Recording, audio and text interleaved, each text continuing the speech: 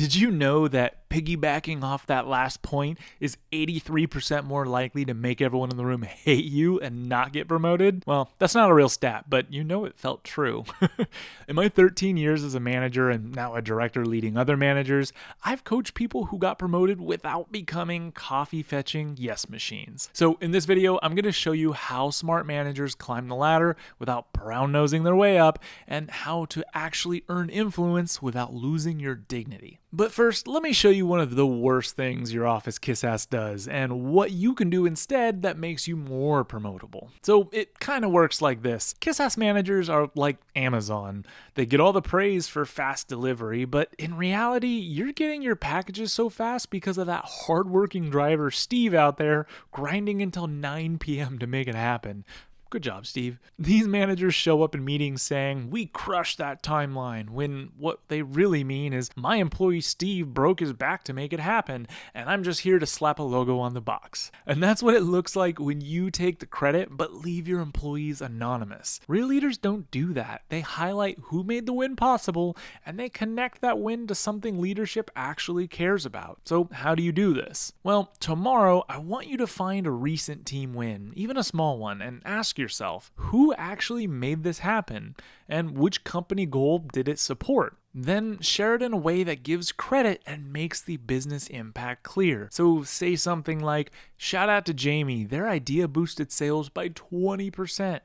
That directly supported the Q3 goal of beating last year by 15%. So if your team's struggling, copy this idea." In meetings, say it early, don't wait for a prompt, or if it's in writing, CC leadership and make sure the right people see it. This is how you start being seen as the person who brings out the best in others. And that's exactly what leadership looks for when they're deciding who's ready to be on the next level. And if you bring out the best in others, hit subscribe. But what if I told you there's an even more annoying habit that needs to be avoided if you want to get promoted and not be branded as a kiss ass? I see this happen all the time, and even though managers think this makes them look good, it just pisses everyone off.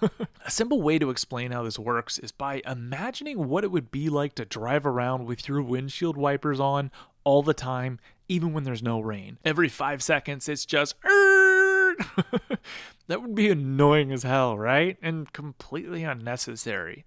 Well, when someone jumps in after the boss is done making a point and they do the old, "I'd like to piggyback on that for a second," this is what it sounds like to the rest of the room. Just most of the time, it's just saying the same thing the boss said in a different way.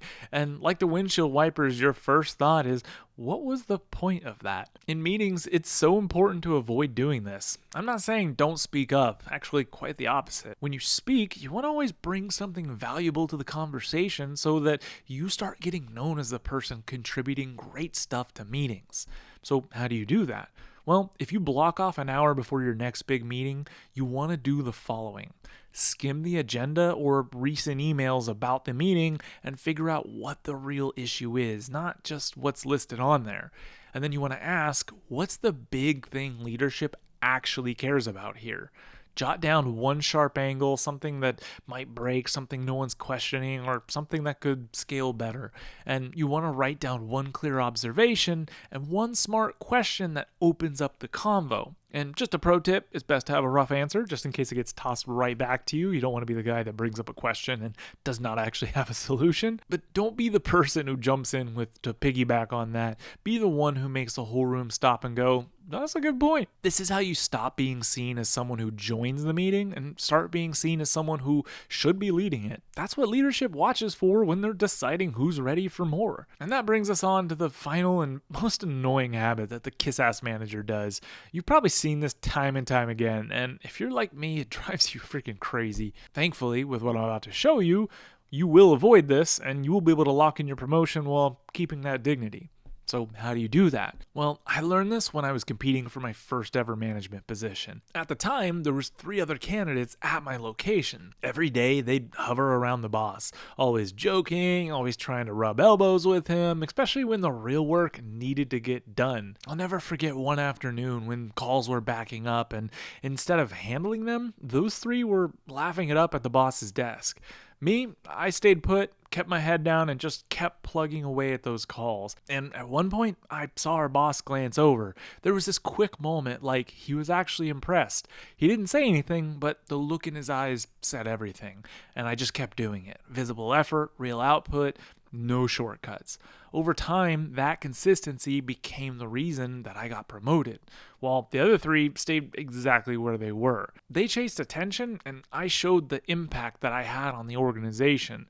And that's the part that leadership actually respects. Now, don't get me wrong, there are some workplaces where they favor politics over performance. That's never going to go away. But generally speaking, most bosses will always promote the person that brings them the results and makes the difference on the bottom line. So how can you do this? Well, tomorrow, watch for what your boss or senior leadership keeps bringing up, whether it's in meetings, updates, or offhand comments. Look for the problems no one wants to own. The stuck projects, the messy ones, or the things that clearly matter but just aren't moving. Then just say something simple like, hey, you want me to take a stab at this? Or if no one's on this yet, I can handle this for you. Show them that you're willing to take responsibility for something that they care about. And once you do this, I cannot overstate this enough.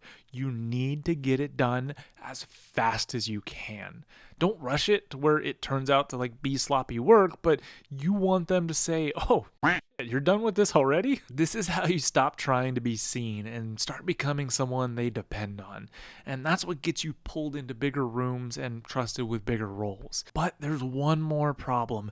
You can do everything right and still blow it by saying one word. And that word is maybe. So go watch this video next to see how the word maybe can blow your chance of moving up and what to say instead to actually secure your promotion.